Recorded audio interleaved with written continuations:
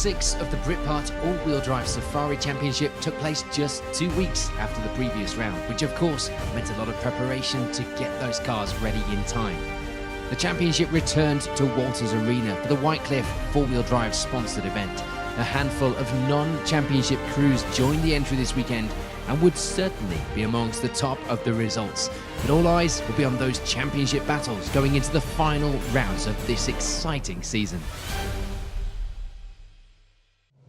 On to the first of the day's runs then, and it would be the early lead for Chris and Jonathan Bird. A lead of 20 seconds by the end of 3 runs. The new car running well on the fast stages here at Walters Arena. 2016 champion Adrian Marfell returns to the series for a one-off outing. Himself in a new car as well, bought last season. Things were going well so far though, not seen out very much this car. The pace was good though, second at this point in the event. And Greg Clement and Tom Aubrey will be having a few small electrical problems. Low voltage warnings were meaning they had to change parts between runs to work out what the problem was. Nothing worse than a ghost electrical problem. For now they lie third overall though, first in the 8i class. Gordon Monahan makes an occasional outing this weekend in that iconic looking RS200 without a navigator this weekend, but seeming to manage well enough when remembering the course. He ends this morning with 4th place overall. For Nick Painter and Ian Archer, meanwhile, it will be 5th place on our leaderboard. Not at the front of the pack like usual, but that didn't matter too much. The championship would be where his eyes were, and he was doing a good job of staying in the top of the points as far as that was concerned. We see Rob Bull back out this weekend in the championship. 6th place overall would be a good return as well to start the day. Just 3 seconds back from Painter up ahead. Mike Moran and Tony Coyd were out this weekend getting some time in the car to test some settings. They were having a few small issues to start the day. Let's put them down to teething issues, including starting a little later in the day, but that didn't stop them putting in some good times to lie in 7th place overall, 3rd in the class.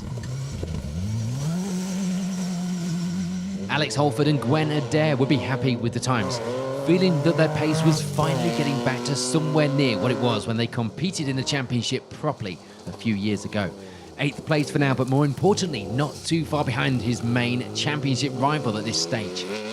Andy Di wouldn't be having the best of days, it had to be said. An overshoot on the opening run would lose him some time. A puncture on the 3rd run of the morning would put him further back in the running for a good result.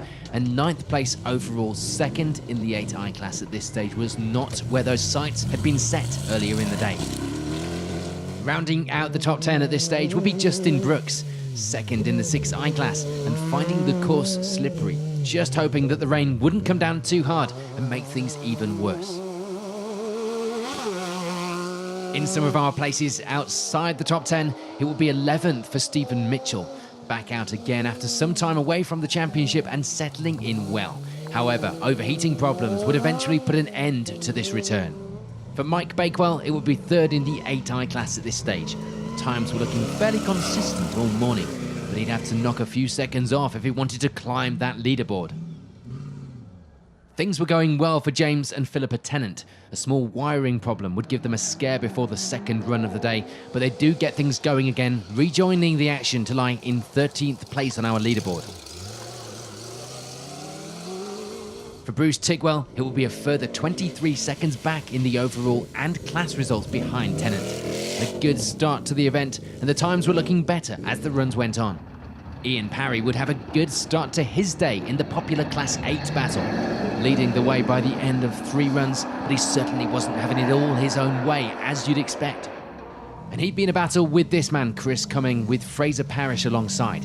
They'd been leading the class to start the day, but slipped back to 2nd on run 3. A good start to their first time, though, competing with the all-wheel drive club. Dave Hooper and Lee Higginson were having problems. Too fast into a water splash on the opening run would see them bending parts of the car. Getting the inside of the screen wet as well, they stop to clear it and lose a handful of seconds in the process. 3rd place in Class 8 for them, 17th overall. Sadly, things wouldn't be going quite to plan for Darryl Hardy and Rob Goulding either. They were plagued by a misfire in the morning's runs, meaning that they were having to work hard for their 4th in class and 18th overall.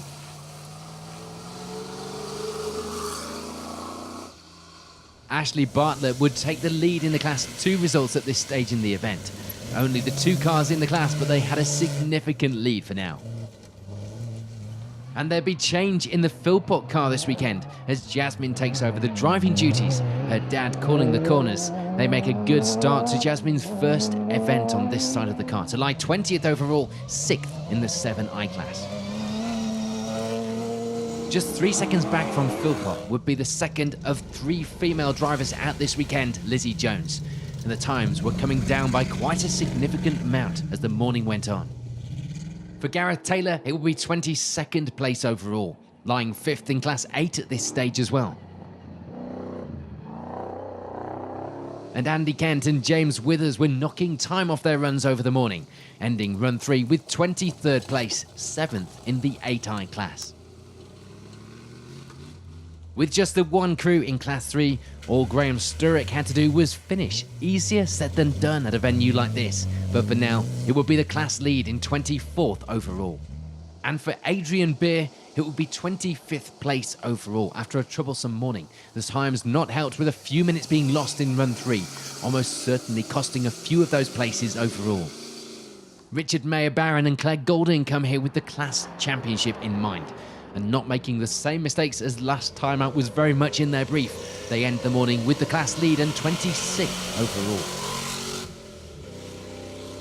For Niall Banyard and Hannah McMillan, it would be a hard-fought 2nd place in Class 2. Sadly though, despite fighting hard, they were about a minute per run slower in the class. They'd find it hard to catch up that 1st place. And with the car repaired after a crash last time out, you may remember, it will be 28th overall for Victoria Vaughan and Jason Nicol. Matthew Rowland stepping out of the co-driver's seat after not feeling 100% after that crash last time out. Unfortunately, not everyone would finish the morning. We lose Gareth Edwards and Steve Smith when mechanical problems put them out of the event after setting some good times and showing so much promise early on. And we'd also lose Tig Arnott when he rolls the car in the 2nd run of the day, causing damage to the cage and therefore unable to continue. So with 3 runs complete here at Walters Arena, it's a sea of non-championship names filling the top of the leaderboard. But those championship battles were hotting up as round 6 continues. On to the next runs then, and there would be no change at the top. Chris and Jonathan Bird continuing to lead the way, opening up a good lead as well as we pass into the 2nd half of this event. For Adrian Marfell, it would still be 2nd place. Things were looking okay for last year's champion, himself with a good advantage in that 2nd spot. Greg Clements and Tom Aubrey would be wishing they'd put some new tyres on the car this weekend instead of used ones. They were still going well though, 3rd place overall, leading the 8i class and surely wondering what could have been with some fresh rubber.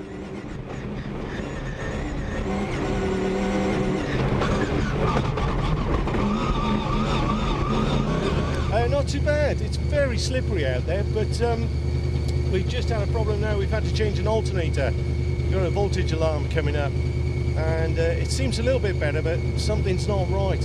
We can't work out what it is, but yeah, it's going good. Yeah, we've got a couple of quick runs now, see what we can do.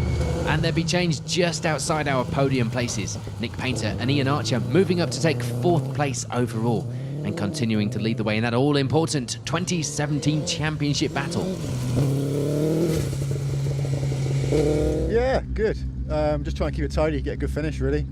There's no way we catch all some of the top boys, but keep it tidy, get a good finish, and hopefully get good points. Rob Bull would also gain a place in these runs, moving up to take 5th place for now. The times would be close in front and behind, so it was far from a done deal just yet. Mike Moran and Tony Coyd were still playing with the settings on the car by this point, trying a few things here and there each run.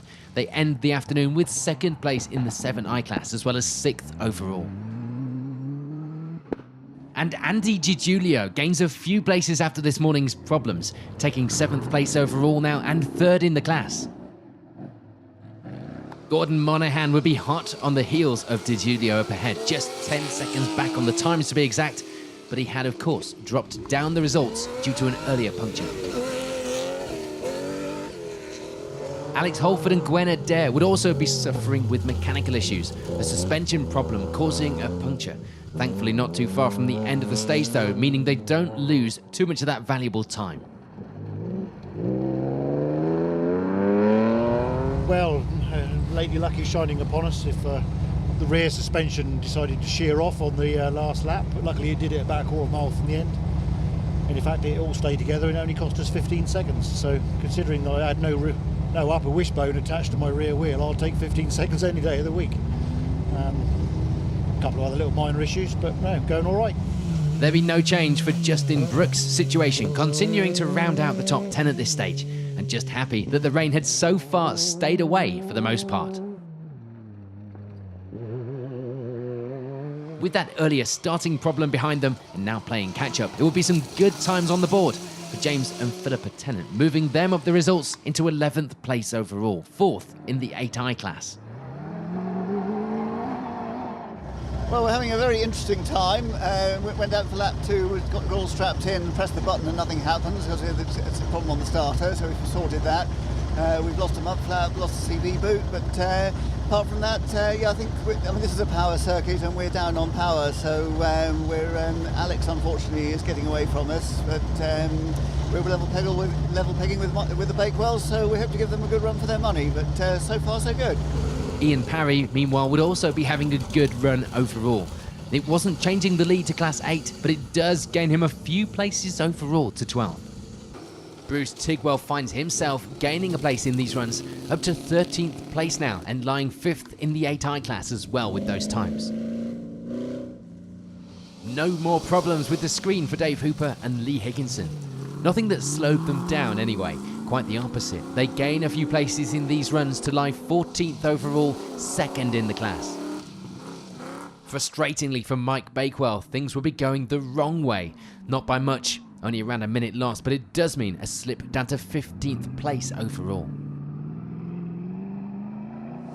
Chris Cumming and Fraser Parrish were still enjoying their debut in the championship. The times were still looking good as well. 3rd place in the class now, lying in 16th place overall. Darryl Hardy and Rob Goulding were still suffering with that misfire. It wasn't holding them back too much, thankfully, and the pair gain a single place to end this loop with 17th overall, 4th in the class. There wouldn't be any change for Ashley Bartlett and Jessica Lamport in the class, still leading the way there, 18th place overall in the process. And Lizzie Jones gains a few places in these runs to lie in 19th place on our leaderboard, just a few seconds back from Bartlett. Oh, it's been going all right. It's quite slippery out there, but I think that's usual for Walters Arena. But yeah, no, great to be out and eating through the miles. This is lap 5, so we're pleased with that really, and the times are getting better and better. Gareth Taylor also gaining a few places through these runs, moving his way into 20th for now. Just a handful of seconds back from Jones up ahead, the fight well and truly on into the dying stages of the event. There's some frustration though, and some time lost as well for Jasmine and Tim Philpott. They get this corner a little wrong, ending up going off into the trees. No damage done other than the times, but they now lie 21st overall, 5th in the class. Not too bad. This is my first race with All-Wheel Drive Club, so I'm just pleased that I've survived so far, to be honest. I had a bit of a moment on the last lap, but I haven't crashed, and that's the main achievement for me. So. And there wouldn't be much change to the times for Andy Kent and James Withers either. 22nd overall, 7th in their class. Times were getting better though for Victoria Vaughan and Jason Nicol. They moved the right way on the results into 23rd place now. It's going all right, yeah. The car's 10 times better than it was after the accident last time. We've had to redo the wings and the bonnet, but all seems to be going okay, and transfer box is working better, so yeah, fingers crossed. Good finish. And for Adrian Beer, another man without much change to the situation, a single place gained to move him up into 24th place overall. Sadly, things were not going fully to plan for Richard Mayer-Barron and Claire Goulding. A puncture in one of their runs would lose them a few minutes, and that wasn't the only issue the pair were having. Interesting. Good course. Unfortunately, we just had a puncture off the start line, so we decided to finish the whole of the round without it. which felt like the suspension had collapsed. So we've both got a bit of a stiff neck at the moment, but once it... the fuel cap. Excuse me! The fuel cap's missing off the vehicle. I've got to put it back on again. For Graham Sturrock, meanwhile, things sadly wouldn't be going to plan either, pulling over with problems. He'd finish the lap, but lose too much time, retiring before the end of the event. And more attrition on our leaderboard. We also lose Niall and Morgan Banyard. A puncture resulting in a broken wheel and a brake caliper as well would call an end to their event on run 4. So with the event reaching its final miles, we see some small changes to the results, but at this stage, small changes could certainly be significant.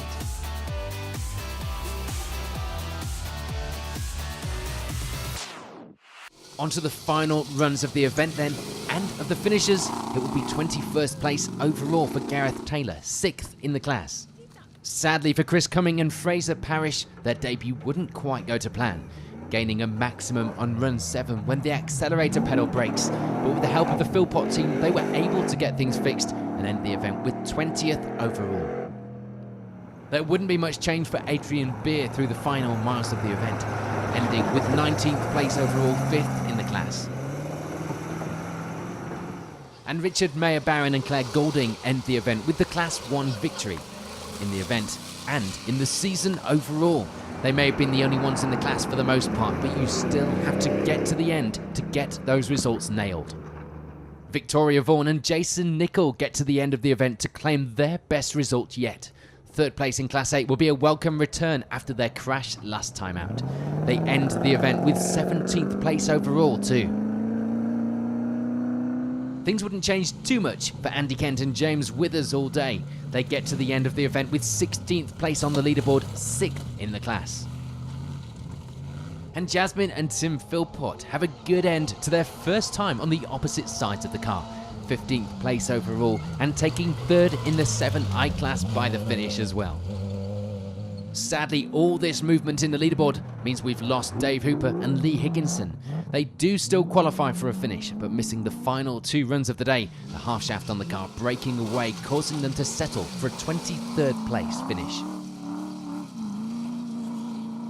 Meanwhile, for Ashley Bartlett and Jessica Lamport, things would go to plan in Class 2.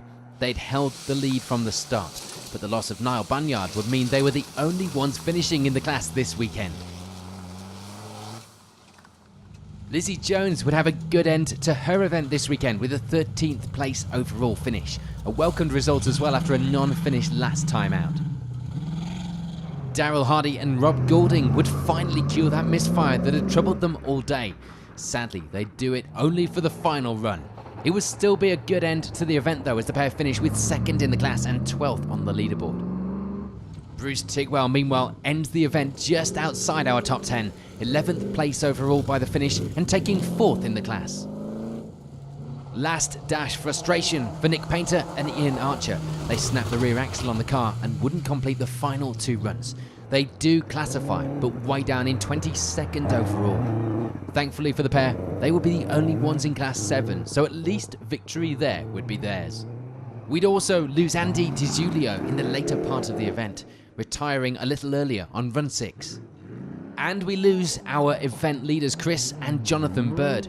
They'd break the gearbox on run 7, putting an end to what had been a great run, mixing up the top of the results for the final runs of the day. So with all of the change, it will be 10th place for Mike Bakewell, 3rd place in the 8i class as well with that result. For Ian Parry, it will be 9th place overall, a good end to the event and taking the Class 8 victory in the process. James and Philippa Tennant will be happy with that end result. Not the podium this time out, but a great finish in the championship registered cruise, a mud flat breaking the only real issue. But that was a regular thing and an easy fix.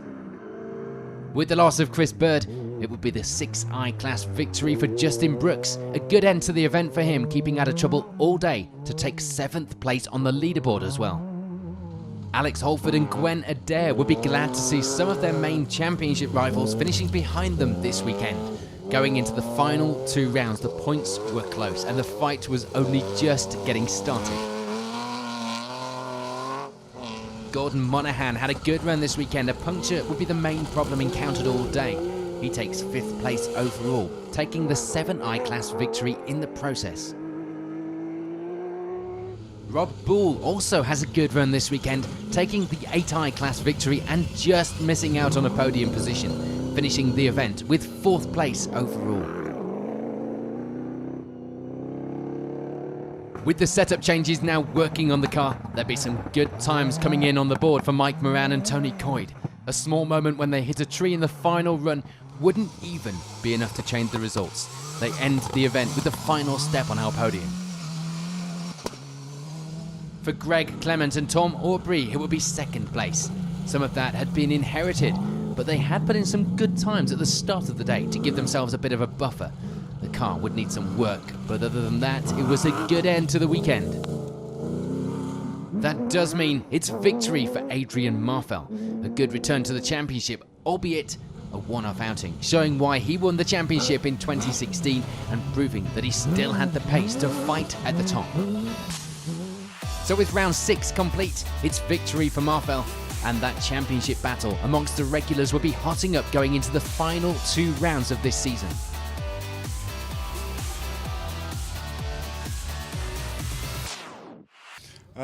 Well, we finished, and we've got the win, so I was really pleased with that. Yeah, we had a bit of a fight on our hands with Chris, but you've got to finish, so we were really pleased. Yeah, chuffed. Yeah, good finish.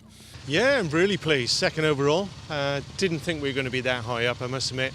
But we benefited from a couple of other competitors' misfortunes. But it was really good fun. Really good. Okay with the car? We had a few problems with alternator issues. We had to swap an alternator. Don't think we really solved the problem. And the back tyres were getting a bit dodgy. But yeah, it was fine. We were okay. Yeah, it's gone very well actually. We started off with a few problems. We had a problem with the. What did we have a problem with? I think we had a problem with everything, didn't we? We've had to change the alternator. We've had a problem with the power steering pump, but we've overcome all those and we got out there and we really weren't checking the times. It was only the last 2 runs because we'd started off late. We thought, let's have a look at the times. We thought we'd better get a G up round here then. So we put a fast lap in then and we sort of just moseyed for the last one. So no, it's been a great day, been a good course, very well organised. Always nice to see all the guys here at the All-Wheel Drive Club. I've had a nice day. Alex Holford, Nick Painter and James Tennant all go into the final rounds on equal points overall. And with a handful of other crews not too far behind, it would be impossible to predict a winner or even a title fight this season. Next up, the crews head to Devon, and a site not used for a number of years. A level playing field then for all. As always, we'll be there to bring you all of the action. In the meantime, keep an eye on our social media for more news and exclusive behind-the-scenes videos from this exciting championship. Thank you for watching.